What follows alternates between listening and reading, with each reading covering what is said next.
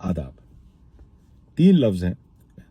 پہلا ہے حکم، دوسرا ہے حکم، تیسرا ہے حکم. حکم کا مطلب ہوتا ہے آرڈر، کسی کو حکم دینا، مطلب میں نے آپ کو آرڈر دیا. دوسرا ہے حکم. حکم کا مطلب ہوتا ہے فساد اور جھگڑے میں ثالث کا یا منصف کا کردار ادا کرے، ان میں جھگڑا ختم کرائے، جس کو انگریزی میں آربیٹریٹر کہتے ہیں. اور تیسرا ہے حکم.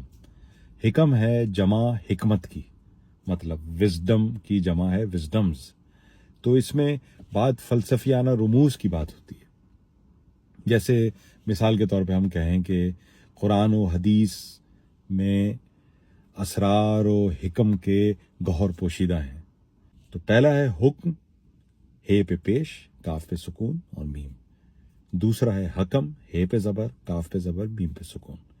تیسرا ہے حکم، ہے کے نیچے زیر، کاف پہ زبر اور میم پہ سکون. امید آپ کو بات سمجھ میں آ گئی ہوگی. اپنا خیال رکھیے. نئے الفاظ کے ساتھ دوبارہ ملاقات ہوتی ہے. آداب.